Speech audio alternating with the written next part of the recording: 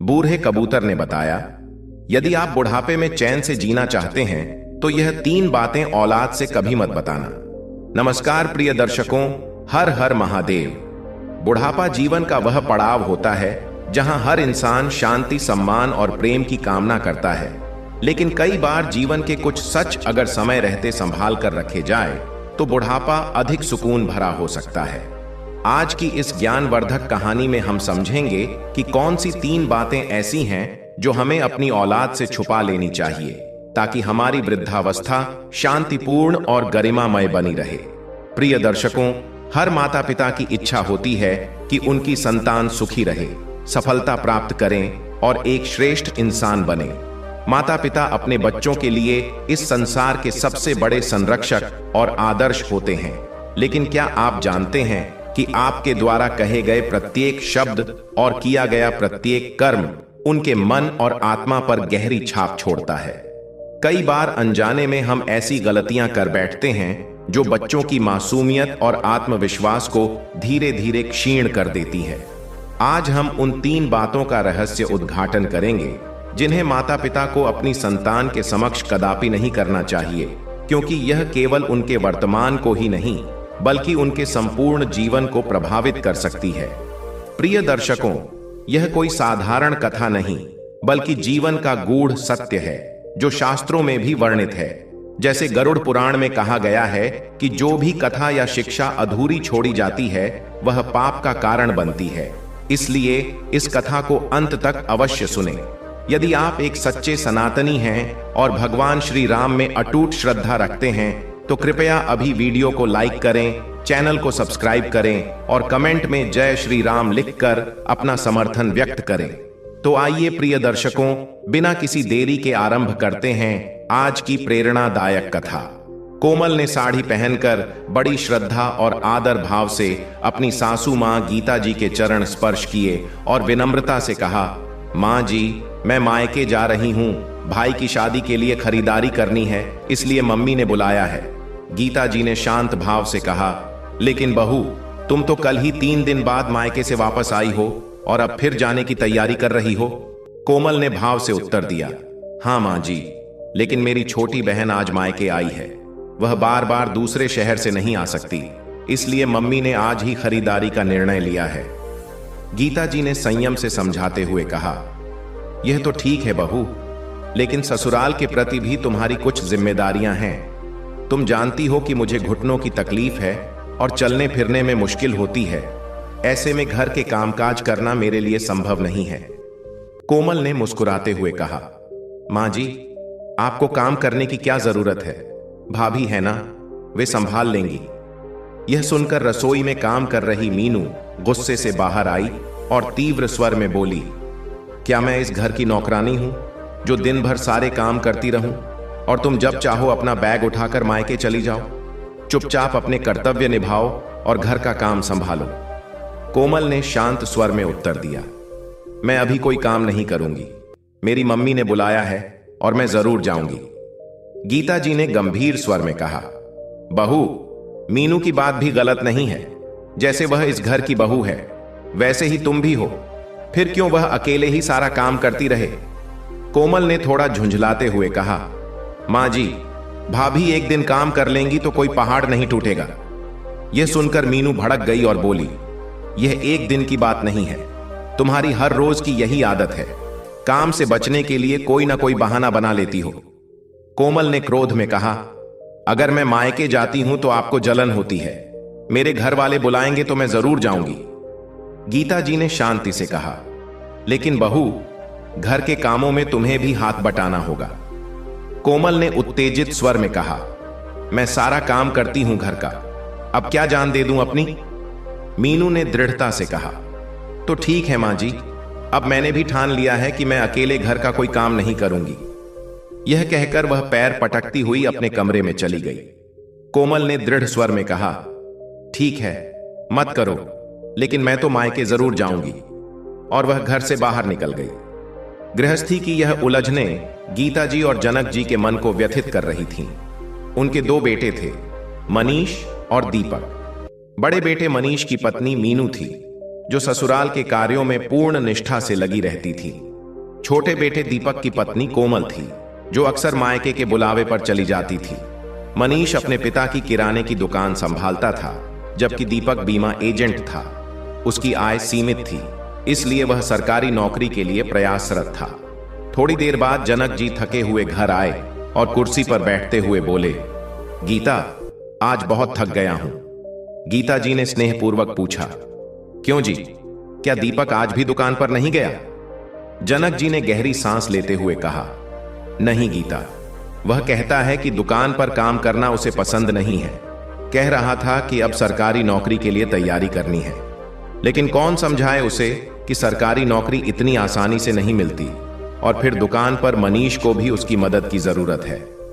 गीता जी ने चिंता भरे स्वर में कहा, हे भगवान, एक तरफ छोटे बेटे ने दुकान पर काम न करने की ठान ली है, तो दूसरी तरफ छोटी बहू है जो घर का कोई काम करने को तैयार नहीं।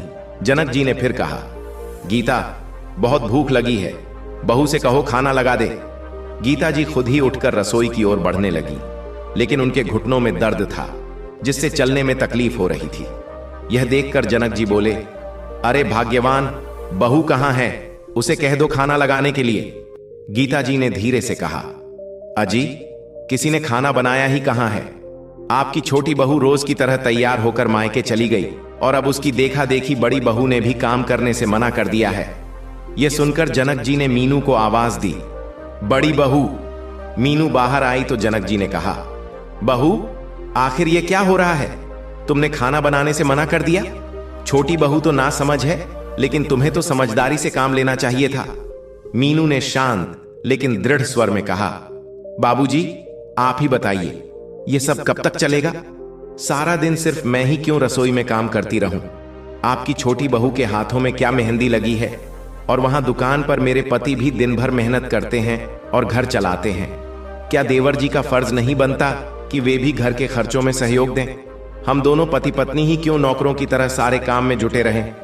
जनक जी ने थोड़ी झुंझलाहट के साथ कहा, बात तो तुम्हारी सही है बहू, मैं इन दोनों से इस बारे में बात करूंगा, लेकिन फिलहाल तो खाना बना दो, मुझे भी भूख लगी है और मनीष के लिए दुकान पर टिफिन भी लेकर जाना है। मीनू ने सपाट शब्दों में जवाब दिया, तो ठीक है, मैं भी तभी काम करूंगी जब इस समस्या का कोई समाधान निकलेगा। उससे पहले मैं किसी भी काम को हाथ नहीं लगाऊंगी। इतना कहकर मीनू अपने कमरे में चली गई। बड़ी बहू के इस तेवर से जनक जी और गीता जी स्तब्ध रह गए। गीता जी ने किसी तरह तकलीफ सहते हुए सबके लिए भोजन तैयार किया, लेकिन अब जनक जी को चुप रहना उचित नहीं लगा। शाम तक छोटा बेटा दीपक और बहू कोमल भी घर लौट चुके थे, और बड़ा बेटा मनीष भी दुकान से आ गया। पिताजी, आपने बुलाया?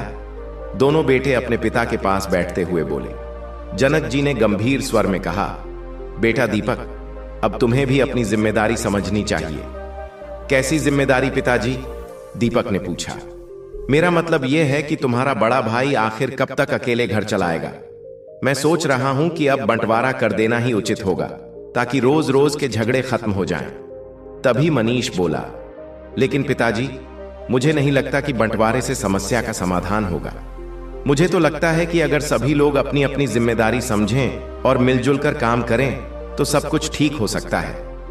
पास बैठी गीता जी ने गहरी सांस लेते हुए कहा, अरे बेटा, अगर सब अपनी जिम्मेदारी समझते तो कोई परेशानी ही नहीं होती, लेकिन इस घर में तो हर कोई अपनी मर्जी का मालिक है।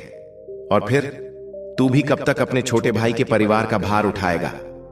इतना सुनते ही पास खड़ी कोमल तपाक से बोली, क्यों मां जी, ऐसा क्या कर दिया इन्होंने हमारे लिए? हम तो अपना कमाते हैं और खाते हैं, फिर भी दिन भर ताने सुनते हैं। मैं तो कहती हूं कि घर का बंटवारा कर ही दो, कम से कम रोज रोज के कलह से तो छुटकारा मिलेगा। यह सुनकर मीनू गुस्से से बोली, हाँ हाँ, मुझे सब पता है। तुम तो इसलिए बंटवारे के लिए हो कि माँ बाबूजी की जिम्मेदारी ना उठानी पड़े और उनका सारा भार मैं अकेले उठाऊं। लेकिन अब मैंने भी तय कर लिया है कि मैं उनका कोई काम नहीं करूंगी। बहुत कर लिया मैंने। कोमल भी झट से बोली, मैंने भी ठेका नहीं ले रखा है इन लोगों का। इतना कहते ही देवरानी और जेठानी में बहस छिड़ गई। तभी मनीष ने गुस्से से चिल्लाते हुए कहा, मीनू, तुम्हारी हिम्मत कैसे हुई मेरे मां बाबूजी को बोझ कहने की? दीपक ने शांति से कहा, भाई, मां बाबूजी मेरे साथ रहेंगे, आखिर मेरा भी तो फर्ज बनता है उनकी सेवा करना। इतना कहकर वह अपने कमरे में चला गया। उसके पीछे पीछे पैर पटकती हुई कोमल आई और गुस्से से बोली, सुन लीजिए, मैं आपके मां बाबूजी को अपने साथ हरगिज नहीं रखूंगी। दीपक ने दृढ़ स्वर में जवाब दिया, देखो कोमल, वे मेरे माता पिता हैं जिन्होंने मुझे जन्म दिया है। बुढ़ापे में मैं उन्हें ऐसे कैसे छोड़ दूं? कोमल ताव में आकर बोली, वह सब मुझे नहीं पता, मैं सिर्फ तुम्हारे साथ रह सकती हूं। बाकी इस घर में कौन रहे कौन जाए मुझे इससे कोई मतलब नहीं। दीपक ने गुस्से से कहा, कोमल, तुम अपनी हद पार कर रही हो। अब इस बारे में कोई और बहस नहीं होगी, मेरी बात तुम्हें माननी होगी। कोमल भी तनकर बोली, मैं भी साफ कह चुकी हूं कि मैं तुम्हारे मां बाप के साथ एक पल भी नहीं रहूंगी। इतना सुनते ही दीपक का गुस्सा फूट पड़ा और उसने कोमल के गाल पर झन्नाटेदार तमाचा जड़ दिया। कोमल गाल पर हाथ रखते हुए स्तब्ध रह गई। फिर उसने अपने पति की ओर आग उगलती नजरों से देखा और बोली, अपने मां बाप के लिए तुमने मुझ पर हाथ उठाया, यह तुमने अच्छा नहीं किया। अब मैं तुम्हें देख लूंगी। करीब 1 घंटे बाद कोमल अपने मायके पहुंच गई। आंगन में खड़ी कोमल रो रही थी। उसने रोते हुए आवाज लगाई, मां। कमरे से बाहर आते ही उसके माता पिता ने अपनी बेटी को इस हाल में देखकर पूछा, बेटी, तू इस वक्त यहां क्यों आई है? सब कुछ ठीक तो है? कोमल ने आंसू पोंछते हुए कहा, मां, यह आपने मेरा रिश्ता कैसे घर में कर दिया? उसके पिता ने चिंतित होकर पूछा, बेटी, हुआ क्या? बता तो सही। कोमल फूट फूट कर रोते हुए बोली, पिताजी, सारा दिन उस घर में काम करते करते मेरी हड्डियां घिस गईं। फिर भी मेरे ससुराल वाले मुझे ताने देने का कोई मौका नहीं छोड़ते। और अब मेरे पति कहते हैं कि अगर इस घर में रहना है तो सास ससुर की सेवा करनी पड़ेगी। इतना सुनकर उसकी मां आहत होकर बोली, क्या मेरी बेटी को उन्होंने घर की नौकरानी बना दिया? कोमल रोते हुए बोली, अब आप ही बताइए, मैं दिन भर घर का काम करूं या सास ससुर के पैर दबाऊं? जब मैंने काम करने से मना किया तो आपके दामाद ने मुझ पर हाथ उठाया और मुझे घर से बाहर धकेल दिया। यह सुनते ही उसके माता पिता का चेहरा गुस्से से लाल हो गया। पिता ने गुस्से में कहा, उनकी इतनी हिम्मत कैसे हुई? मां ने धीरे से कहा, बेटी, उनकी हिम्मत तो तुमने ही बढ़ाई है। तुमने हमेशा उनके जुल्म सहन किए और कभी भी उनके सामने ऊंची आवाज में बात तक नहीं की। कोमल ने भर्राए स्वर में कहा, लेकिन मां, अगर सहन नहीं करती तो क्या करती? मैं यही सोचती थी कि किसी तरह मेरा घर बस जाए। मां ने ठंडी सांस लेते हुए कहा, शादी से पहले लोग कहते थे कि बहू को बेटी की तरह रखेंगे और अब वही लोग मारपीट पर उतर आए। लेकिन बेटी, तू चिंता मत कर, बहुत दुख और संताप सह लिया तूने। अब तू अपने मां बाप के घर है, उन लोगों को अब हम देख लेंगे। उधर जब कोमल के घर छोड़कर जाने की बात परिवार के बाकी लोगों को पता चली तो सभी चिंतित हो गए। मनीष ने दीपक से कहा, क्या जरूरत थी तुम्हें अपनी पत्नी पर हाथ उठाने की? दीपक ने गुस्से को दबाते हुए उत्तर दिया, भाई, और मैं क्या करता? उसने साफ कह दिया कि वह मेरे मां बाबूजी के साथ हरगिज नहीं रहेगी। उसकी बदतमीजियां मैं अब तक बर्दाश्त करता आया हूं, लेकिन जब उसने मां बाबूजी के बारे में ऐसी बातें कहीं तो मैं सहन नहीं कर सका। जनक जी ने सिर पकड़ते हुए कहा, यह तुमने अच्छा नहीं किया बेटा। अब जाओ और कोमल को मनाकर वापस ले आओ। दीपक ने दृढ़ स्वर में कहा, नहीं बाबूजी, मैं उसे मनाने हरगिज नहीं जाऊंगा। वह आए या ना आए, मुझे कोई फर्क नहीं पड़ता। इतना कहकर दीपक वहां से चला गया। पर जनक जी अपने बेटे का घर उजड़ते हुए नहीं देख सकते थे, इसीलिए उन्होंने स्वयं कोमल को मनाने जाने का निर्णय लिया। अगले दिन जब जनक जी कोमल के मायके पहुंचे तो उन्हें देखकर कोमल के पिता का चेहरा गुस्से से लाल हो गया। जनक जी ने हाथ जोड़कर अपने बेटे के व्यवहार के लिए क्षमा मांगी। कोमल के पिता गुस्से में बोले, पहले तो हमारी बेटी पर इतने जुल्म किए और अब माफी मांगने चले आए। आपने सोच भी कैसे लिया कि हम अपनी बेटी को उस नर्क में वापस भेज देंगे? जिस मुंह से आए हैं उसी से वापस चले जाइए। जनक जी ने संयमित होकर कहा, ऐसा मत कीजिए संधि जी, जात बिरादरी में हमारी क्या इज्जत रह जाएगी? कोमल की मां कटाक्ष करते हुए बोली, इस बारे में तब सोचना चाहिए था जब आपके बेटे ने हमारी बेटी पर हाथ उठाया था। जनक जी ने कहा, बहन जी, कोमल ने यह तो बता दिया कि दीपक ने उस पर हाथ उठाया, लेकिन यह नहीं बताया कि आखिर उसने ऐसा क्यों किया। कसूर आपकी बेटी का भी कम नहीं था। यह सुनकर कोमल आंसू बहाते हुए बोली, देख लीजिए पिताजी, इतना सब कुछ होने के बाद भी ये लोग मुझे ही गलत ठहरा रहे हैं।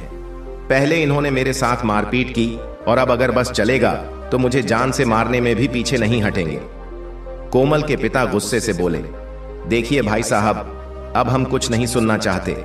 आप यहां से चुपचाप चले जाइए। अब आपसे कोर्ट में ही मुलाकात होगी। जनक जी ने हाथ जोड़ते हुए कहा, भाई साहब, एक बार फिर सोच लीजिए। बेटी की गलतियों को अनदेखा करके इतना बड़ा फैसला लेना उचित नहीं है। आपके एक फैसले से 2 घर उजड़ सकते हैं और बस भी सकते हैं। कोमल की मां ने सख्त स्वर में कहा, आप अपनी चिंता कीजिए, हमारी बेटी का घर तो हम फिर से बसा लेंगे, और हां, हमारी बेटी के साथ जो हुआ है उसका बदला हम अवश्य लेंगे। अब यहां से चले जाइए। जनक जी निराश होकर घर लौट आए। गीता जी ने पूछा, क्या हुआ जी, बहू को अपने साथ नहीं लाए? जनक जी ने सिर झुकाते हुए कहा, नहीं गीता, उन्होंने साफ मना कर दिया। मैंने तो हाथ जोड़कर क्षमा भी मांगी, लेकिन ना तो कोमल वापस आने को तैयार है और ना ही उसके मां बाप उसे भेजने को। अब तो वे कोर्ट में केस करने की बात कर रहे हैं। गीता जी ने गहरी सांस लेते हुए दीपक की ओर देखा और कहा, बेटा, अब तुझे ही उसे मना कर लाना होगा। दीपक ने ठंडे स्वर में उत्तर दिया, मां, इतनी चिंता मत कीजिए। कोमल को मायके में ही रहने दीजिए। जो मेरे मां बाबूजी को अपना नहीं सकती, मुझे ऐसी पत्नी की आवश्यकता नहीं। और जहां तक केस की बात है, उन्हें जो करना है करने दीजिए। गीता जी ने गंभीर स्वर में कहा, बेटा, इसी तरह के अहंकार से घर उजड़ जाते हैं। बात को सुलझाने में ही समझदारी है। दीपक ने अनमने ढंग से उत्तर दिया, मां, बात तो अब बढ़ चुकी है, अब जो होगा देखा जाएगा। इतना कहकर वह वहां से उठकर चला गया। पीछे खड़ी मीनू यह सारी बातें सुन रही थी। अभी एक दिन ही बीता था कि दोपहर को जब मनीष दुकान से घर खाने आया तो उसने अपनी मां को कपड़े धोते देखा और हैरान रह गया। वह समझ गया कि क्या चल रहा है। तेजी से अपने कमरे में गया और ऊंची आवाज में बोला, मीनू, यह सब क्या हो रहा है? मीनू ने नजर उठाई और बोली, आखिर मैंने ऐसा क्या कर दिया? मनीष ने गंभीरता से कहा, अब मां बाबूजी के 2 जोड़ी कपड़े धोने का छोटा सा काम भी तुम्हें भारी लगने लगा? मीनू चिढ़कर बोली, अच्छा, तो क्या मैं अकेले ही सारा घर संभालती रहूं? तुम्हें लगता है कि यह छोटा काम है, लेकिन दिन भर घर में कितना काम होता है तुम्हें कुछ पता भी है? और वह महारानी तो ठाठ से मायके में जाकर बैठ गई है। मैं अकेली क्यों घर के काम में पिसती रहूं? मनीष ने गुस्से से कहा, मीनू, ये तुम बिल्कुल ठीक नहीं कर रही हो। मीनू चिल्लाते हुए बोली, मुझे क्या करना है और क्या नहीं, यह मैं जानती हूं। अब से मैं सिर्फ अपना ही काम करूंगी, ना किसी और के लिए खाना बनाऊंगी और ना ही घर का बाकी काम करूंगी। इतना कहकर वह पैर पटकते हुए रसोई में चली गई। उधर कोमल के मायके में उसके पिता उसके पास आए और बोले, बेटी, दीपक का कोई फोन आया क्या? कोमल ने ठंडी सांस भरते हुए कहा, नहीं पिताजी, वह क्यों करेंगे? मुसीबत की असली जड़ तो वही है। उसके पिता ने गंभीरता से कहा, कोई बात नहीं बेटी, तू चिंता मत कर। अभी अभी वकील से मिलकर आ रहा हूं। मैंने तेरे ससुराल वालों पर दहेज का केस डाल दिया है। कोमल चौंक कर बोली, लेकिन पिताजी, दहेज की तो कोई बात ही नहीं हुई थी। पिता ने शांत स्वर में कहा, हमें पता है बेटी कि हमने झूठा आरोप लगाया है, लेकिन वकील का कहना है कि अपना केस मजबूत बनाने के लिए यह सब करना आवश्यक है। अब देखना कैसे वे तेरे पैरों में गिरकर तुझसे क्षमा मांगेंगे। यह सुनकर कोमल की मां बोली, बिल्कुल सही किया। उन्हें भी तो पता चले कि किसी की बेटी को सताने का अंजाम क्या होता है। अब जेल में चक्की पीसें, तब अक्ल ठिकाने आएगी।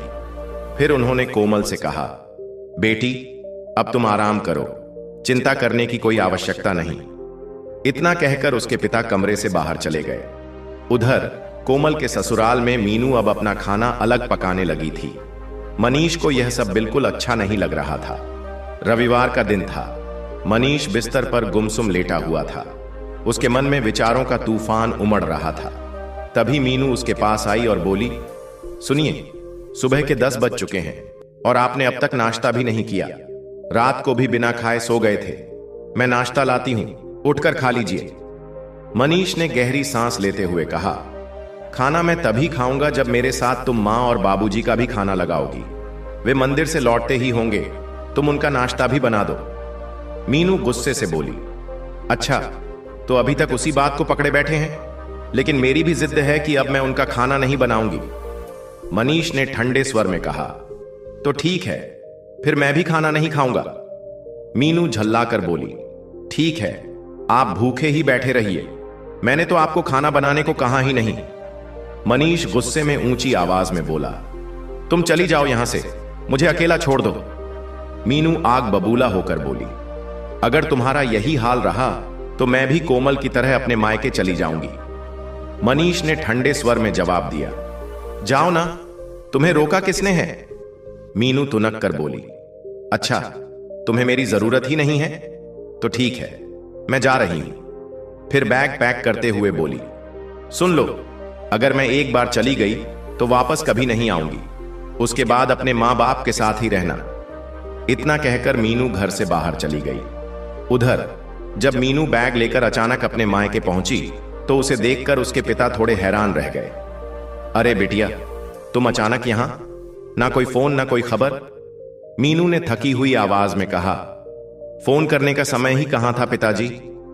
पिता ने चिंता भरे स्वर में पूछा, क्यों बेटी, क्या हुआ, सब कुछ ठीक तो है ना? मीनू ने रोष भरे स्वर में कहा, कुछ भी ठीक नहीं है।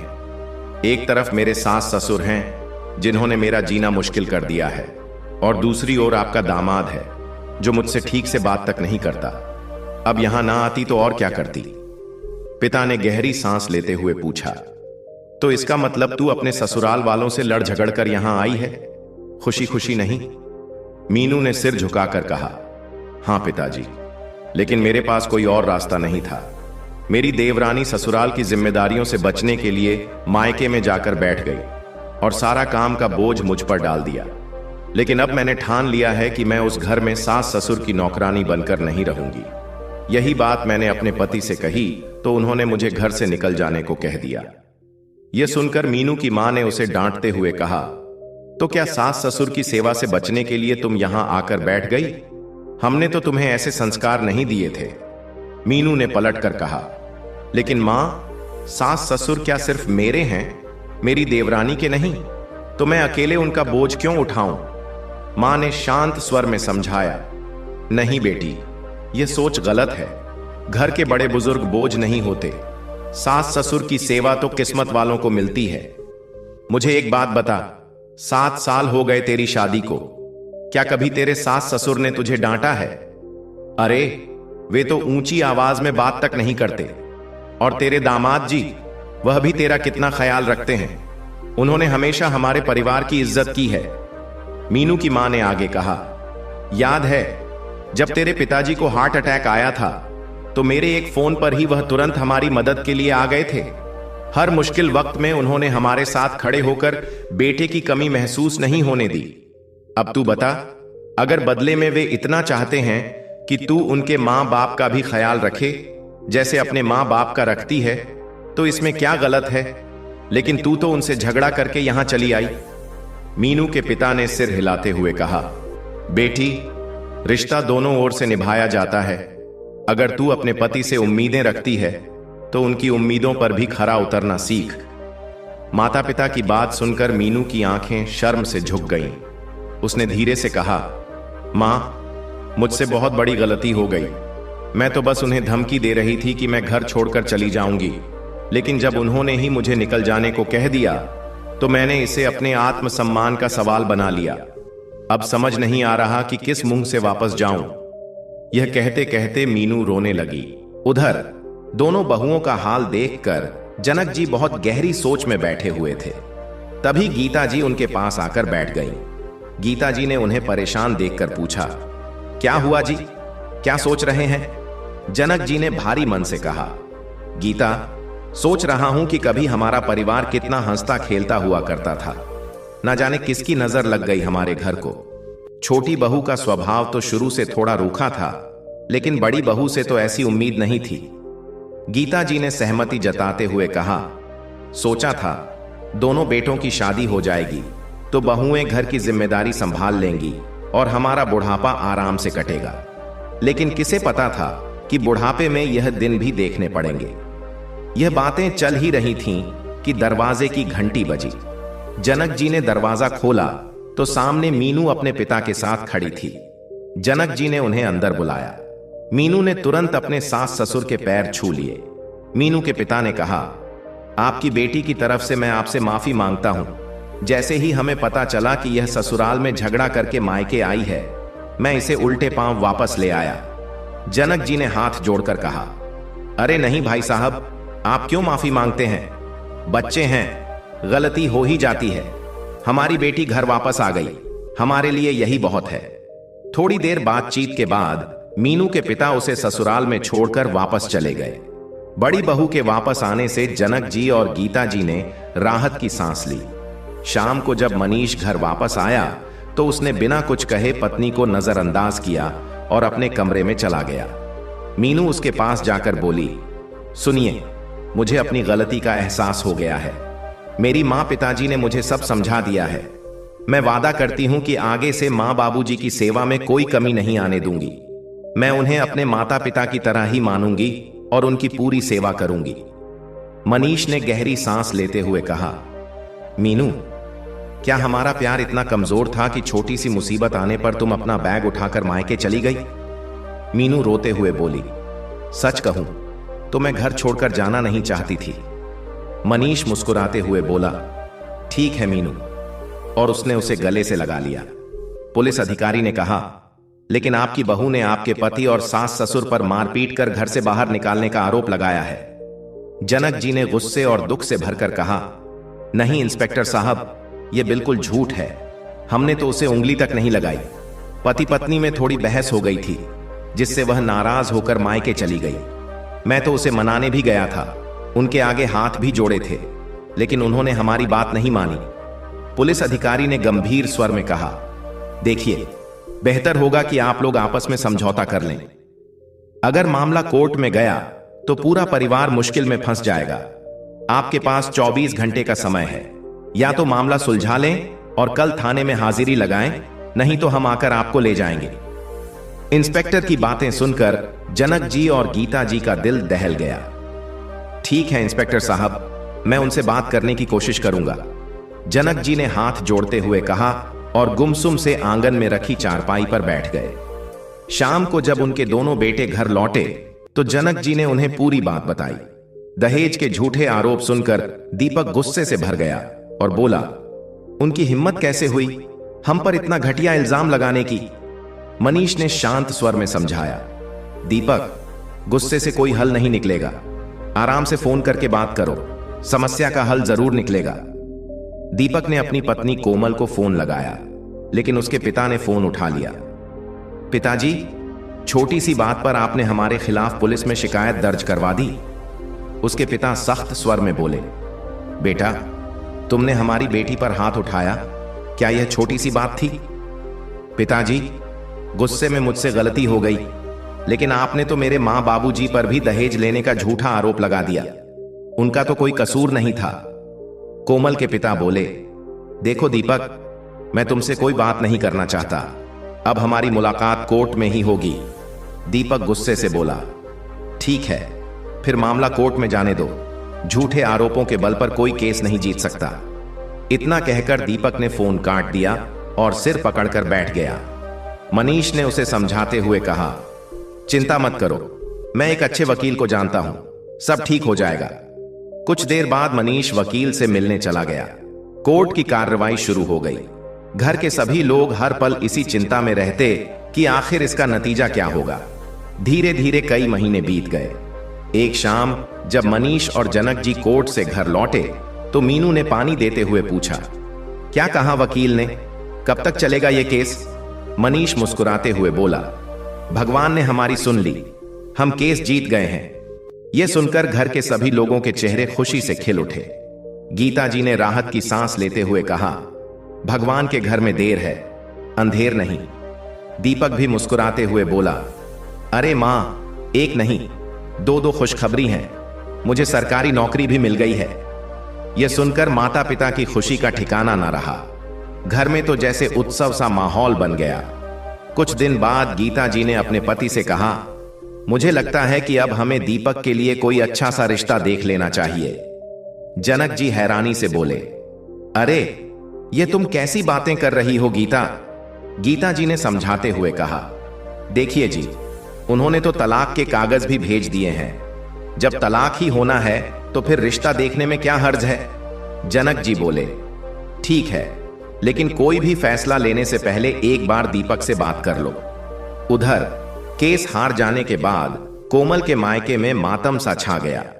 इस दौरान उसके भाई की शादी भी हो चुकी थी और अब वह अपनी ही नजरों में भी टूटने लगी थी। चिंता में डूबे उसके पिता ने पत्नी से कहा, अरे भाग्यवान, इन वकीलों के चक्कर में तो हमारा बड़ा नुकसान हो गया। उधर उन लोगों के तो भाग्य खुल गए, अब तो दीपक को सरकारी नौकरी भी मिल गई है। यह सुनकर कोमल की मां हैरान रह गई। हम तो सोच रहे थे कि उन्हें जेल की हवा खिलाएंगे और यहां तो सब कुछ उल्टा हो गया। उसी समय कोमल वहां आकर बैठ गई। उसकी मां बोली, खैर, जो होना था सो हो गया। अब कोमल के लिए कोई और रिश्ता देखना होगा। समय रहते इसका हाथ पीला कर देते हैं। यह सुनकर कोमल झुंझलाकर बोली, क्या जरूरत है कहीं रिश्ता देखने की? अगर वे लोग भी ऐसे ही निकले तो मैं दोबारा शादी नहीं करूंगी। उसके पिता गंभीर स्वर में बोले, बेटी, तुमने अपने हाथों से तलाक के कागजों पर दस्तखत किए हैं। अब तुम्हें कितने दिन घर बिठाकर रखेंगे? शादी तो करनी ही होगी, नहीं तो आस पड़ोस और रिश्तेदार बातें बनाने लगेंगे। कोमल गुस्से से बोली, अच्छा पिताजी, अब आपको रिश्तेदारों की फिक्र हो रही है? जब मैं ससुराल छोड़कर आई थी तब आपने कहा था कि यह तुम्हारा ही घर है, आराम से रहो। अब क्या बदल गया? उसके पिता ने शांत स्वर में कहा, बेटी, हमने कब कहा कि यह घर तुम्हारा नहीं है? लेकिन हमें भी समझने की कोशिश करो। कोमल की मां ने समझाते हुए कहा, बेटी, शादी तो तुम्हें करनी ही होगी, इसके अलावा कोई रास्ता नहीं है। कोमल ने नजरें झुकाकर हिचकिचाते हुए कहा, एक रास्ता है मां, आप लोग जाकर मेरे ससुराल वालों से बात कर लो और माफी मांग लो। यह सुनकर उसके पिता गुस्से से बोले, अच्छा, जब वे तुम्हें लेने आए थे तो तुमने जाने से मना कर दिया था। तुम्हारे ससुर ने हमारे सामने हाथ जोड़ दिए थे, लेकिन हमने तुम्हारी बातों में आकर उन्हें बेइज्जत करके भगा दिया, और अब तुम कहती हो कि मैं जाकर उनसे माफी मांगू? कोमल ने रुंधे स्वर में कहा, पिताजी, जो गलती हो गई सो हो गई, लेकिन अपनी बेटी के लिए आप उनसे माफी तो मांग सकते हैं ना? इस पर उसकी मां बोली, बात तो सही है, अगर हमारे झुक जाने से हमारी बेटी का घर बस सकता है तो इससे अच्छी बात और क्या होगी। अगले दिन कोमल और उसके माता पिता जनक जी के घर पहुंचे। कोमल ने सास ससुर के पैर पकड़ लिए और रोते हुए माफी मांगने लगी। जनक जी ने हल्की मुस्कान के साथ व्यंग्य करते हुए कहा, लेकिन बेटी, तुम्हारी क्या गलती है? गलती तो हमारी थी, जो तुम्हारे साथ मारपीट करते थे, दहेज मांगते थे और तुम्हें घर से निकाल दिया था, है ना? जनक जी ने व्यंग्यात्मक स्वर में कहा, क्यों भाई साहब, यही सब बताया था ना आपने पुलिस को? कोमल के पिता शर्मिंदा होकर बोले, नहीं संधि जी, ऐसी बातें कहकर हमें और शर्मिंदा मत कीजिए, हमसे बहुत बड़ी गलती हुई है। जनक जी ने गहरी सांस ली और कहा, भगवान जो करता है अच्छे के लिए ही करता है। यह कथा एक गहरे आध्यात्मिक संदेश को समेटे हुए है, जो परिवार, क्षमा और सही मार्गदर्शन के महत्व को दर्शाती है। गीता जी ने हाथ जोड़ते हुए कहा, देखिए भाई साहब, आपकी वजह से हमने ना जाने कितनी परेशानियां झेली हैं, कितनी ही रातें जागते हुए बिताई हैं। कोर्ट के केस के कारण हमें बेइज्जती सहनी पड़ी, और अब जब हमें खबर मिली कि हमारे बेटे को सरकारी नौकरी मिल गई है, तब आप हमसे माफी मांगने चले आए। तभी दीपक घर के अंदर आया और कोमल को देखकर क्रोध से भर गया। ऊंची आवाज में बोला, हमारे साथ इतना कुछ करने के बाद तुम्हारी हिम्मत भी कैसे हुई यहां आने की? यह सुनकर कोमल के पिता हाथ जोड़ते हुए बोले, बेटा, मैं जानता हूं कि तुम्हारा गुस्सा जायज है, लेकिन यदि हो सके तो हमें माफ कर दो। जनक जी ने गहरी सांस लेते हुए कहा, भाई साहब, आपकी बेटी ने जो कुछ भी किया वह नादानी में किया, लेकिन आप दोनों ने उसका साथ देकर उसकी बसी बसाई गृहस्थी उजाड़ दी। माता पिता को बच्चों की गलतियों पर उन्हें समझाना चाहिए, न कि उनका साथ देकर और बड़ी गलतियां करने के लिए प्रेरित करना चाहिए। अब हमारे रिश्ते में ऐसी गांठ पड़ चुकी है जिसे खोलना संभव नहीं। हमने दीपक का रिश्ता कहीं और तय कर दिया है, इसलिए बेहतर होगा कि आप हमें माफ करें और यहां से चले जाएं। यह सुनते ही कोमल रोते हुए उनके चरणों में गिर पड़ी और गिड़गिड़ाते हुए बोली, पिताजी, मुझे एक आखिरी मौका दे दीजिए, मुझे माफ कर दीजिए, मैं फिर कभी कोई शिकायत का अवसर नहीं दूंगी। दीपक ने ठंडे स्वर में कहा, तलाक के कागज तो तुमने ही भेजे थे ना, अब यहां क्या लेने आई हो? अभी के अभी यहां से निकल जाओ, नहीं तो अच्छा नहीं होगा। कोमल के पिता हाथ जोड़ते हुए बोले, ठीक है बेटा, गलती की है तो उसका भुगतान भी हमें ही करना होगा, हम चलते हैं। जैसे ही वे जाने लगे, जनक जी ने कहा, रुक जाइए। फिर गीता जी की ओर देखते हुए बोले, गीता, दीपक के रिश्ते के लिए हमने अभी सिर्फ हां ही कही है। यदि हम उन्हें मना कर देंगे तो बस थोड़ी बहुत बदनामी होगी, लेकिन यदि बहू की गलतियों के लिए उसे माफ ना करके इस रिश्ते को हमेशा के लिए तोड़ देंगे तो हमसे बड़ा पाप हो जाएगा। गीता जी ने सहमति जताई और कहा, आप सही कह रहे हैं, लेकिन क्या दीपक इसके लिए तैयार होगा? सभी की नजरें दीपक पर टिक गईं। कुछ पलों का मौन सबको बेचैन कर रहा था। फिर दीपक ने कोमल की ओर देखा और कहा, कोमल, सच कहूं तो मैं कभी तुमसे अलग नहीं होना चाहता था, लेकिन जो तुमने मेरे माता पिता के साथ किया उसे मैं सहन नहीं कर सका।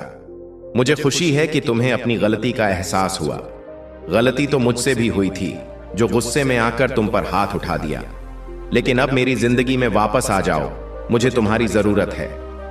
इतना कहते ही घर का माहौल खुशी से भर गया। दोनों परिवारों ने अपनी गलतियों को समय रहते सुधार लिया। यह कथा हमें यह सीख देती है कि बिना सोचे समझे छोटे छोटे विवादों को बड़ा बनाकर ऐसा कोई कदम नहीं उठाना चाहिए जिससे जीवन भर पछताना पड़े। अब आगे हम यह जानेंगे कि माता पिता को कौन से 3 कार्य अपनी संतानों के सामने नहीं करने चाहिए ताकि उनके भविष्य पर नकारात्मक प्रभाव ना पड़े। प्रकाश और नीतू की शादी को अभी 1 महीना भी नहीं हुआ था कि नीतू की सास ने अपने रंग ढंग दिखाने शुरू कर दिए। क्योंकि प्रकाश की मां स्वयं एक कठिन सांस के अधीन रही थी, इसलिए अब वह अपनी बहू पर वही अधिकार जताने लगी। सुबह होते ही नीतू को चैन की सांस नहीं लेने दी जाती थी। एक दिन तड़के 4 बजे उसकी सास उसकी नींद तोड़ने आ गई और दरवाजे पर दस्तक देने लगी। नीतू समझ गई कि उसकी नींद फिर पूरी नहीं हो पाएगी। वह चिढ़ी हुई थी और सोच रही थी कि आज उसकी सास क्या नया करने वाली है। दरवाजे पर खड़ी सास ने आवाज लगाई, बहू उठ जाओ, आज बहुत काम है, जल्दी उठो महारानी। फिर बड़बड़ाने लगी, देखो महारानी, अब तक सो रही हैं। एक मैं थी, जब मेरी सास होती थी तो मजाल थी कि उनकी नींद खुलने से पहले उठ ना जाऊं, और ये बहू मैं जागी हुई हूं ये जानकर भी सो रही है। हद है, पता नहीं जब मैं ना रहूंगी तो ये घर कैसे चलेगा। फिर अपनी बात को और बढ़ाते हुए बोली, बहू झाड़ू पोंछा, बर्तन, कपड़े, खाना बनाना, सब काम करना है। और हां, मेरी कुछ सहेलियां भी आ जाने वाली हैं। वे कह रही थीं कि पड़ोस में शिव चर्चा हो रही है, वहां सभी इकट्ठा होंगी। वे सभी कह रही थीं कि तुम्हारे हाथ का खाना बहुत टेस्टी होता है, इसलिए जल्दी से बना लेना। सास की बातें सुनकर नीतू मन ही मन सोचने लगी, जैसे पहली बार काम कर रही हूं। मेरी सास को सताने का कोई ना कोई बहाना चाहिए, लेकिन उनकी अपनी बेटी को देखो, महारानी की तरह सो रही होगी, मजाल है कि उसे कुछ कहे। नीतू को याद आया कि उसकी सास को यह सिखाने वाली खुद पड़ोस वाली चाची थी, जिन्होंने अपनी बहू को तंग करने की तरकीबें बताई थीं। लेकिन नीतू के मायके में उसकी भाभियां उसके ननद रूप को झेल चुकी थीं। वहां उसने देखा था कि उसकी मां भी सास के रूप में भाभियों पर अपना रौब जमाती थी। अब जब वही अनुभव खुद पर हो रहा था तो नीतू ने सोचा, मुझे भी अपनी सास को संभालना आता है। फिर उसने प्रकाश से बात कर घर के हिस्से करवाने का विचार किया। वह सोचने लगी, प्रकाश इतना कमाता है कि हम दोनों का गुजारा आराम से हो सकता है। प्रकाश 3 भाइयों और 1 बहन में सबसे बड़ा था और शादीशुदा भी। उसकी शादी इस उद्देश्य से करवाई गई थी कि घर में बहू आकर काम संभाले। अब उसकी मां अपनी बेटी की शादी करवाने की सोच रही थी और फिर उसके छोटे भाइयों की। इस कथा के माध्यम से हमें यह सीख मिलती है कि माता पिता को संतानों के सामने 3 चीजें नहीं करनी चाहिए। पहला, अपने कटु अनुभवों के आधार पर संतानों को वैसा ही व्यवहार करने के लिए प्रेरित करना। दूसरा, सिर्फ बहुओं को जिम्मेदार ठहराना, जबकि बेटियों को हर गलती के बावजूद विशेष अधिकार देना। तीसरा, संतानों के बीच भेदभाव करना और परिवार में मतभेद को बढ़ावा देना। अगर माता पिता इन गलतियों से बचें तो उनका परिवार सुख शांति से भरा रहेगा और रिश्तों में प्रेम बना रहेगा। यह कथा पारिवारिक संबंधों, अहंकार, माफी और पुनर्मिलन की एक मार्मिक झलक प्रस्तुत करती है। जब खेतों में कोई जरूरी काम होता तो दोनों भाइयों को छुट्टी लेनी पड़ती। घर में सब कुछ ठीक ठाक चल रहा था, लेकिन कहते हैं ना, जब तक छेड़ा ना जाए तब तक सब शांत रहता है। लेकिन प्रकाश की मां ने नीतू को छेड़ने का कोई मौका नहीं छोड़ा। आज शिव चर्चा से लौटते ही सास ने नीतू पर बरसना शुरू कर दिया। बहू, तुम्हारे मां बाप ने तुम्हें क्या सिखाया है? मेरी सारी सहेलियां तेरी बुराई कर रही थीं। तूने तो मेरी नाक कटवा दी। आज के बाद तू खेतों में भी काम करेगी। हाथ पैरों में छाले पड़ेंगे, तब तुझे पता चलेगा कि दाल चावल का भाव क्या होता है। यह सुनकर नीतू का धैर्य जवाब दे गया। उसने कहा, मां जी, मेरे मायके में तो मैं रानी की तरह रहती थी, खाना तक नहीं बनाती थी। अब तक मैं आपकी इज्जत करती आई हूं, लेकिन आज आपने मेरा मुंह खुलवा ही दिया। खेतों में काम करना तो दूर की बात है, मैंने अपने मायके में कभी खेत पर कदम भी नहीं रखा, और यहां पर खाना बना रही हूं तो क्या यह कम है? बताइए, कौन सा ऐसा घर का काम है जो मैं नहीं करती? मैं घर का हर काम करती हूं, खाना बनाती हूं, फिर भी आपको मुझसे शिकायत रहती है। अगर आपको मेरा काम पसंद नहीं है तो आप खुद ही खाना बनाइए और घर के काम संभालिए। नीतू की बात सुनते ही सास का चेहरा गुस्से से लाल हो गया। मुझसे जुबान लड़ाती है? अपनी सास के सामने तू महारानी बनेगी? यह कहते हुए गुस्से में सास ने नीतू को थप्पड़ मार दिया। यह थप्पड़ जानबूझकर था या गुस्से में, यह किसी को समझ नहीं आया। उस समय घर में नीतू की ननद और दोनों देवर भी मौजूद थे। थप्पड़ की आवाज सुनकर मोहल्ले की कुछ औरतें भी घर में इकट्ठा हो गईं। सब यह देखकर दंग रह गईं। नीतू को गहरी बेइज्जती महसूस हुई। वह रोते हुए अपने कमरे में चली गई और दरवाजा जोर से पटक कर बंद कर लिया। उसने मन ही मन सोच लिया कि अब यह दरवाजा शायद प्रकाश के आने के बाद ही खुलेगा। प्रकाश के छोटे भाई जो घर पर थे, पूरे मामले पर चर्चा करने लगे कि जब प्रकाश और पिताजी आएंगे तो उन्हें क्या क्या बताना है। वे बैठकर विचार कर रहे थे। शाम ढलने वाली थी। एक तरफ सास और उसका गैंग था जो अपनी ओर से बात को सही ठहराने की तैयारी कर रहा था, तो दूसरी तरफ अकेली नीतू अपने कमरे में थी। पूरा घर सन्नाटे में डूबा हुआ था। शाम को जब प्रकाश और उसके पिताजी ऑफिस से घर आए तो उन्हें घर का माहौल अजीब लगा। आमतौर पर घर में घुसते ही खाने की महक आती थी जो भूख को और बढ़ा देती थी, लेकिन आज सब कुछ अलग था। प्रकाश के पिताजी ने कहा, आज घर में इतना सन्नाटा क्यों है और यह अंधेरा क्यों कर रखा है? इतना सुनते ही प्रकाश की मां रोने लगी और अपनी मनगढ़ंत कहानी को बढ़ा चढ़ाकर पेश करने लगी। उनके बेटे ने भी मां की हां में हां मिलाई। प्रकाश की मां की बातें सुनकर गुस्से में तमतमाया हुआ प्रकाश अपने कमरे की ओर बढ़ा। उसने दरवाजे पर जोर से दस्तक दी। कमरे के अंदर नीतू पहले से ही आईने के सामने अपनी सूरत देख रही थी। उसने जानबूझकर अपने सुलझे हुए बालों को थोड़ा उलझा लिया ताकि यह लगे कि उसके साथ कुछ गलत हुआ है। थप्पड़ तो सच में पड़ा ही था, जिसे मोहल्ले की कई औरतों ने देखा था। दरवाजा खोलते ही नीतू जोर जोर से रोने लगी। प्रकाश ने गुस्से को नियंत्रित करते हुए पूछा, सच सच बताओ नीतू, घर में क्या हुआ है? नीतू कुछ बोल पाती उससे पहले ही प्रकाश की मां तपाक से बोल पड़ी। प्रकाश बेटा, जो मैंने बताया वह गलत लगा? अब तू अपनी बीवी से पूछ रहा है? हाँ, पूछ ले अपनी बीवी से, बहुत मार पड़ी है उसे। अब तू मां का आंचल छोड़कर अपनी बीवी का पल्लू पकड़ ले। प्रकाश ने गुस्से में कहा। मां, तुम चुप रहो, मैं नीतू से बात कर रहा हूं। फिर उसने नीतू की ओर मुड़कर कहा, बताओ क्या हुआ था? प्रकाश की बात पूरी होती उससे पहले ही उसके पिता वहां आ गए। उन्होंने गुस्से में कहा, नालायक, अपनी मां से तमतमाकर बात कर रहा है, तमीज नहीं है तुझे? कहीं तू अपने सास ससुर की बातों में तो नहीं आ गया? उनके इशारे पर तो नहीं चल रहा? प्रकाश ने संयमित होकर कहा, पिताजी, इसमें ससुराल की बात कहां से आ गई? पहले यह तो पता चले कि हुआ क्या है। आप बात को बढ़ाइए मत। पिता पुत्र में तू मैं बढ़ती गई। सच्चाई सुने बिना ही प्रकाश के माता पिता ने बंटवारे की बात छेड़ दी। शायद वे मन ही मन पहले से ही बंटवारे का फैसला कर चुके थे, बस एक मौके की तलाश थी।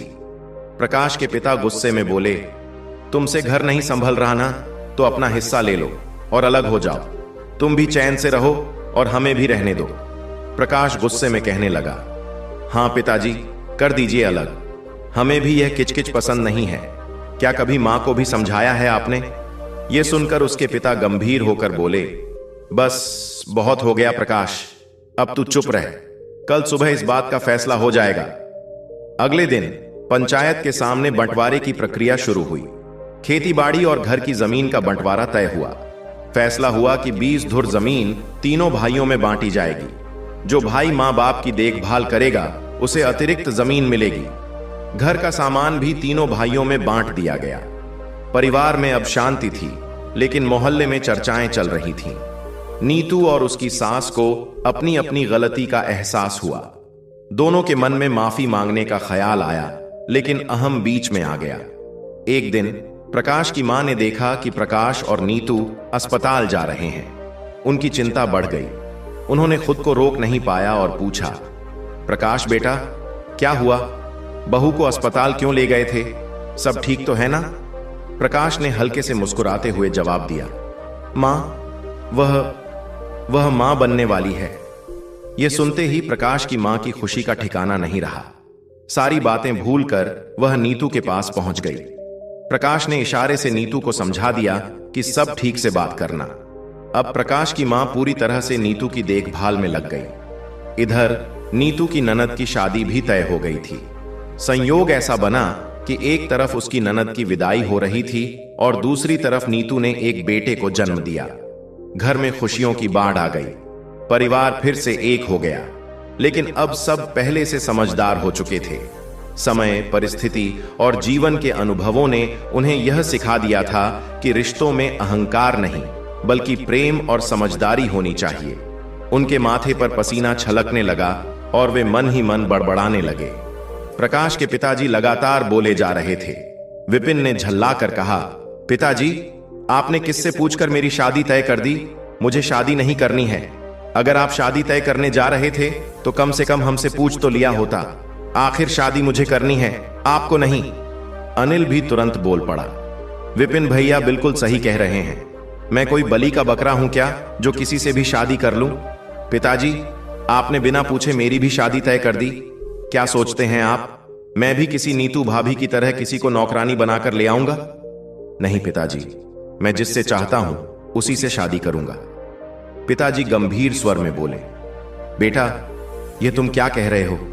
मेरी तो नाक कट जाएगी। मैं वचन देकर आया हूं।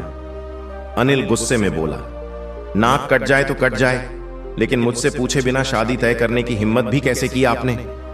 पिताजी ने ठंडी सांस भरी और कहा, मुझे लगा कि मेरा बेटा मेरी बात नहीं टालेगा, इसलिए बिना पूछे ही तुम्हारी शादी तय कर दी। खैर, अगर तुम शादी नहीं करना चाहते तो मत करो। लड़की वालों से लेन देन का कोई बहाना बना देंगे। बस कल घर पर रहना। लेकिन पिताजी के लाख समझाने के बावजूद सुबह अनिल और विपिन दोनों ऑफिस के लिए निकल गए। मजबूरन पिताजी को लड़की वालों से यह बहाना बनाना पड़ा कि दोनों बेटे काम से शहर गए हैं और 2-3 दिन में आकर जवाब देंगे। आखिरकार लड़की वाले बिना कोई फैसला किए लौट गए। इधर प्रकाश के माता पिता चिंता में डूबे हुए थे। मां ने सोचा, मेरे बच्चे इतने नालायक कैसे हो गए? किस संगति में पड़कर इनकी मति भ्रष्ट हो गई है? शाम को प्रकाश नीतू से कहकर चला गया, जब अनिल और विपिन घर आ जाएं तो तुम भी घर आ जाना। नीतू घर पर ही रही। देर रात विपिन एक लड़की का हाथ थामे हुए घर में दाखिल हुआ। यह देखकर मां बाप के होश उड़ गए। मां तो बेहोश होकर गिर पड़ी। नीतू दौड़कर पानी छिड़कने लगी और मां को संभालते हुए बोली, मां जी, खुद को संभालिए। मां आंसुओं से भरी आंखों से बोली, कैसे संभालूं बहू? मेरा कलेजा फट गया है। मेरी बनी बनाई इज्जत लुट गई। नीतू ने कहा, मां जी, आप अगर ऐसा कहेंगी तो बाबूजी को कौन संभालेगा? पिताजी छाती पर हाथ रखकर लेटे हुए थे। तभी नीतू ने प्रकाश को आवाज दी, प्रकाश जल्दी आओ, बाबूजी और मां की हालत देखो। प्रकाश भागा भागा आया। मां बाप की हालत देखकर उसकी आंखों में आंसू आ गए। गुस्से में उसने विपिन को डांटना शुरू कर दिया। विपिन तमतमाते हुए बोला, भैया आप इस परिवार का हिस्सा नहीं हो, आपको पहले ही इस परिवार से अलग कर दिया गया है, तो आप चुप ही रहो तो बेहतर होगा। विपिन ने आगे कहा, मां और पिताजी को मेरी शादी की इतनी जल्दी थी कि बिना मेरी मर्जी के शादी तय कर दी। उन्होंने कोई ऐसी लड़की चुनी जिसे मैं जानता भी नहीं, तो मैंने अपनी पसंद की लड़की से शादी कर ली। इसमें गलत क्या किया मैंने? आप बताइए, क्या मेरी गलती है? अगर आप लोग इज्जत से मेरी पत्नी को घर में जगह देंगे तो ठीक है, नहीं तो मैं ये घर छोड़कर हमेशा के लिए चला जाऊंगा। इतना कहकर विपिन अपने कमरे में चला गया और दरवाजा बंद कर लिया। थोड़ी देर बाद अनिल घर आया और मां को रोते देख बोला, मां इतना रोना धोना क्यों कर रही हो? मां ने कहा, तेरा छोटा भाई लड़की भगाकर शादी कर लाया है। अनिल शांत स्वर में बोला, हां मां, मैं जानता हूं, लड़की के घर वाले राजी नहीं थे और बेचारा क्या करता? आप ही बताओ, क्या उसे मरने देता? कल ही विपिन ने बताया था कि उसकी शादी के लिए लड़की वाले घर आने वाले हैं। यह सुनकर वह लड़की इतना रोई कि उसने जहर खाकर मरने की धमकी दे दी। मां गहरी सांस भरते हुए बोली, अच्छा यह सब हुआ है तो बाबूजी की जल्दबाजी की वजह से ही हुआ है। क्यों बाबूजी को इतनी जल्दी थी तुम दोनों भाइयों की शादी करवाने की? अब देखो यह सब हो रहा है। अनिल ने तुरंत कहा, मां आप सही कह रही हैं, बाबूजी की जल्दबाजी का ही नतीजा है यह। हमें भी कोई और उपाय नहीं सूझा। सोचा था कि अगर मां और पिताजी को सब कुछ बता देंगे तो आप लोग मानने वाले नहीं थे, इसलिए हमने यह कदम उठाया। पिताजी गुस्से में बोले, वाह बेटा, क्या सोच है तुम दोनों की? एक गलती करता है और दूसरा उसकी गलती पर पर्दा डालता है। अनिल, कहीं तुम भी वही तो नहीं करके आए हो जो विपिन ने किया है? अनिल ने सहजता से जवाब दिया, अगर कर भी लिया है तो क्या बाबूजी, इसमें क्या गलत किया मैंने? पिताजी गुस्से में बोले, अच्छा यह तुम्हारी सोच है? अनिल ने शांत स्वर में कहा, बाबूजी मैंने भी कोर्ट में शादी कर ली है, शादी का सर्टिफिकेट बनवा लिया है, अब जो भी होगा कोर्ट में होगा। लेकिन मैं इतना जरूर कहूंगा कि मैं समाज में आपका सिर झुकने नहीं दूंगा। मैंने लड़की वालों से बात कर ली है, वे मजबूरी में शादी के लिए मान गए हैं और कल या परसों आपसे मिलने घर आ जाएंगे। अब आप लोग बात को संभाल लेना। मैं अब सोने जा रहा हूं, खाना वाना खा लिया है। यह सुनकर प्रकाश के पिताजी ने निराशा से सिर पकड़ लिया और बोले, हे भगवान, ये कैसे बेटे दिए हैं? ये कौन सी सजा है जो मुझे मिल रही है? क्या कमी रह गई थी इनके पालन पोषण में? प्रकाश की पत्नी नीतू ने धीरे से कहा, पिताजी एक बार आप विपिन से बात करके देखिए, हो सकता है मामला संभल जाए। मां ने दरवाजे पर दस्तक दी और बोली, विपिन बेटा जरा दरवाजा तो खोलो, हमें तुमसे बात करनी है। विपिन गुस्से में दरवाजा खोलकर बोला, क्या है, क्यों गला फाड़ रही हो मां? मां ने शांत स्वर में कहा, बेटा गला नहीं फाड़ रही, तुम्हारे बाबूजी बुला रहे हैं। विपिन झल्लाते हुए बोला, अरे इस लड़की को इसके घर अभी के अभी भेज दो। अगर इसी से शादी करनी है तो रीति रिवाज से घर लाओ, इसके मां बाप से बात करके सही दिन तारीख तय कर लो। पिताजी ने हामी भरते हुए कहा, हां बेटा ऐसा ही करेंगे। विपिन व्यंग्य करते हुए बोला, बस रहने दीजिए यह रीति रिवाज की बातें, यह ना कहें कि आपको दहेज की पड़ी है। मां पिताजी ने तुरंत जवाब दिया, बेटा हमें इन झगड़ों में नहीं पड़ना, जब भी लड़की वाले मान जाएंगे हम शादी मंदिर में या समाज के सामने करा देंगे। विपिन ने गहरी सांस लेते हुए कहा, अब जो होगा देखा जाएगा। घर में अंधेरा छा गया। माता पिता रात भर चिंता में डूबे रहे। शाम को जब प्रकाश ऑफिस से घर आया तो नीतू ने मोहल्ले वालों से सुनी सारी बातें उसे बताई। यह सुनकर प्रकाश सिर पकड़कर बैठ गया और रोने लगा। नीतू ने कहा, अब रोने से क्या होगा, आपने उन्हें रोका क्यों नहीं? प्रकाश ने गुस्से में जवाब दिया, तूने उन्हें रोका क्यों नहीं? नीतू ने शांत स्वर में कहा, मैंने बहुत रोका, लेकिन वे बोझ नहीं बनना चाहते थे, यही कहकर चले गए। प्रकाश ने दुखी होकर कहा, तीन तीन बेटों के होते हुए भी मां बाप दर दर भटक रहे हैं, अब लोग क्या कहेंगे। इधर अनिल भी अपनी पत्नी को घर ले आया। पूरा मोहल्ला इन दोनों भाइयों को हेय दृष्टि से देखने लगा। अनिल और विपिन दोनों मनमर्जी करने लगे। आए दिन पार्टियां होती और मोहल्ले वालों से झगड़े भी होते। एक दिन अनिल के वकील दोस्त ने उसे बताया, क्या तुमने इस घर का दस्तावेज अपने नाम करवाया है। अनिल ने कहा, नहीं यार, यह तो अभी मां बाप के नाम है। वकील दोस्त ने कहा, अगर ऐसा है तो मां बाप चाहे तो इस घर को बेच सकते हैं और तुम दोनों बेघर हो सकते हो। यह सुनकर अनिल घबरा गया और विपिन से बात की। दोनों ने फैसला किया कि मां बाप को घर वापस बुलाना होगा। दोनों ने प्रकाश के पास जाकर कहा, भैया, हमसे बहुत बड़ी गलती हो गई, हम मां बाबूजी को घर वापस लाना चाहते हैं। प्रकाश को इन दोनों का इतना जल्दी हृदय परिवर्तन अजीब लगा, लेकिन उसने तय किया कि वह भी मां बाबूजी को मनाने में साथ देगा।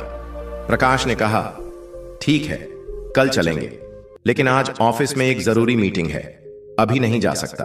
अगली सुबह प्रकाश अपने दोनों भाइयों के साथ माता पिता को मनाने के लिए निकल पड़ा।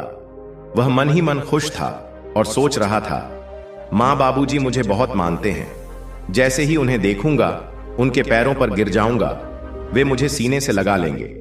फिर मैं उनसे कहूंगा कि घर चलिए, आपका पोता दिन भर दादा दादी करता रहता है, नीतू उसे आपकी फोटो दिखाती है। इतना सुनकर प्रकाश की मां और बाबूजी के चेहरे पर खुशी झलक उठी। प्रकाश ने कहा, मां बाबूजी, हम आप दोनों को बहुत याद करते हैं। नीतू और मुन्ना के बिना घर सुनसान लगता है। मुन्ना हर वक्त आपको याद करता है, अब तो वह थोड़ा थोड़ा चलने भी लगा है। प्रकाश की बात सुनकर मां की आंखों में आंसू आ गए। उन्होंने कहा, बेटा, हम तुम्हें और मुन्ना को बहुत याद करते हैं, लेकिन जो हुआ उसने हमें अंदर से तोड़ दिया। प्रकाश ने मां का हाथ पकड़ते हुए कहा, मां, हमसे गलती हुई, बचपन में भी तो हम गलतियां करते थे, तब आप हमें डांटती थीं, कभी थप्पड़ मारती थीं, लेकिन छोड़कर तो नहीं गईं। आज हमसे गलती हुई तो आप हमें ऐसे अकेला छोड़कर चली गईं। मां ने गहरी सांस भरते हुए कहा, बचपन की बात कुछ और थी बेटा, तब तुम छोटे थे, लेकिन अब बड़े हो गए हो। मां बाप से ऐसा करना सही नहीं था। तुम्हारे बाबूजी की उम्मीदें टूट गईं, उनकी आंखों में आंसू हैं। तभी दरवाजे पर बाबूजी आए। उन्होंने गुस्से में कहा, यहां क्यों आए हो? हमें छोड़कर अब क्या लेने आए हो? हमें पता है तुम्हें उस जमीन के कागजात चाहिए है ना, वकील से सब पता चल गया है। प्रकाश ने तुरंत कहा, बाबूजी, हमें जमीन नहीं चाहिए, हमें सिर्फ आप दोनों चाहिए। आप दोनों के बिना घर अधूरा लगता है, चलिए घर चलिए। विपिन और अनिल भी बोले, बाबूजी, आप जहां रहना चाहें वहां रहिए, लेकिन हमसे दूर मत रहिए। बाबूजी बोले, तुम्हारी बीवियां हमें बोझ नहीं समझेंगी? विपिन और अनिल ने जवाब दिया, बाबूजी, कैसी बातें कर रहे हैं? हमारी पत्नियां आपको ही अपने मां बाप मानती हैं, उनके मायके वाले तो उनसे नाराज हैं, आप दोनों ही उनके लिए सब कुछ हो। प्रकाश ने हाथ जोड़ते हुए कहा, मां बाबूजी, नीतू ने भी कहा है कि आप दोनों को जरूर लेकर आना, हमें बहुत खुशी होगी। बाबूजी की आंखों में आंसू आ गए। उन्होंने कहा, हम मुन्ना को देखने के लिए तरस गए हैं। प्रकाश ने अनिल से कहा, जाओ गाड़ी बुक कर लाओ, अब से मां बाबूजी हमारे साथ ही रहेंगे। अनिल गाड़ी बुक करने चला गया। सबने साथ बैठकर खाना खाया। मां बाबूजी का सामान पैक करने लगे। उनके चेहरे की मुस्कान देखकर तीनों भाई खुश थे। अनिल और विपिन की मानसिकता में परिवर्तन शायद मां बाबूजी की हालत देखकर आया था, या फिर उनके वकील दोस्त ने उन्हें समझाया होगा। जो भी हो, अब ऐसा लग रहा था कि परिवार फिर से जुड़ रहा है। बंटवारे में जो 2 धुर जमीन का झगड़ा था, पंचों ने पहले ही फैसला किया था कि वह जमीन उसी के नाम होगी जिसके साथ मां बाबूजी रहेंगे। लेकिन अब यह तय हुआ कि वह जमीन तीनों भाइयों में बराबर बांटी जाएगी। मां बाबूजी और बच्चे सभी खुश हो गए। विपिन और अनिल को अपनी गलती का एहसास हो चुका था। परिवार अब प्रेम और एकता के साथ रहने लगा। प्रिय दर्शकों, यह कथा अभी यही समाप्त नहीं होती है। अब बात करते हैं कि यदि आप बुढ़ापे में चैन से जीना चाहते हैं तो यह 3 बातें औलाद से हमेशा छुपा लेनी चाहिए। प्रिय दर्शकों, यह जीवन ईश्वर का दिया हुआ वरदान है और हमारा कर्तव्य है कि इसे प्रेम, शांति और बुद्धिमानी से जिएं। जो संतान हमें परमात्मा की कृपा से मिली है वह भी हमारे जीवन का ही एक अंश है।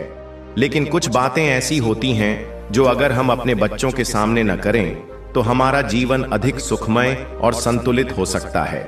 पहली बात, अपनी पूरी संपत्ति का हिसाब मत दो। बेटा कितना भी अच्छा हो, लेकिन जब उसे यह पता चल जाता है कि पिता के पास अब देने के लिए कुछ नहीं बचा तो सम्मान में बदलाव आने लगता है। इसलिए अपने पास जो कुछ भी है उसकी पूरी जानकारी औलाद को मत दो। थोड़ा रहस्य बनाए रखो ताकि वे तुम्हारा सम्मान करते रहें और सच्ची परवाह बनाए रखें। दूसरी बात, अपनी असली कमजोरियां मत बताओ। शरीर कमजोर होता है लेकिन मन कमजोर नहीं होना चाहिए। अगर तुम उन्हें बता दोगे कि अब तुम अकेले नहीं रह सकते या तुम्हें उनकी जरूरत है तो वे इसे बोझ समझ सकते हैं। हमेशा आत्मनिर्भर दिखो, चाहे हकीकत कुछ भी हो। तीसरी बात, अपने दुख और शिकायतें कम करो। अगर तुम हर समय तकलीफों और शिकायतों के बारे में ही बात करोगे तो वे धीरे धीरे तुमसे दूर होते चले जाएंगे। औलाद को यह महसूस ना होने दो कि तुम केवल दुखों का पिटारा हो। खुश रहना सीखो ताकि वे भी तुम्हारे पास आना पसंद करें। प्रिय दर्शकों, बुढ़ापा दुख से नहीं बल्कि समझदारी से सुकून भरा बनाया जा सकता है। समय बदलता है पर बुद्धिमान वही है जो समय के साथ अपनी समझ को भी बदल ले। जीवन में रिश्ते प्यार और सम्मान से चलते हैं, लेकिन बुढ़ापे में आत्मनिर्भरता और समझदारी ही असली सुख की कुंजी है। जो व्यक्ति अपनी संपत्ति, अपनी कमजोरियां और अपने दुख संभाल कर रखता है वह बुढ़ापे में भी आदर और चैन से जी सकता है। प्रिय दर्शकों, आपके बच्चों का भविष्य, उनकी खुशी और आत्मविश्वास आपके हाथों में है। आपकी समझदारी, आपका प्रेम और आपकी सही दिशा निर्देश ही उनकी सबसे बड़ी शक्ति बन सकते हैं। यदि आपको यह विचार उपयोगी लगे और आप इसी प्रकार आध्यात्मिक और प्रेरणादायक विचारों को सुनना और अपनाना चाहते हैं तो हमारे चैनल को अवश्य सब्सक्राइब करें। प्रिय दर्शकों, हमारी आज की कहानी, आज का वीडियो यहाँ समाप्त होता है। हम उम्मीद करते हैं कि आपको यह कहानी पसंद आई होगी और आप इससे ढेर सारी प्रेरणा लेंगे। मिलते हैं अगली ज्ञान चर्चा के साथ अगले वीडियो में। तब तक के लिए नमस्कार, धन्यवाद।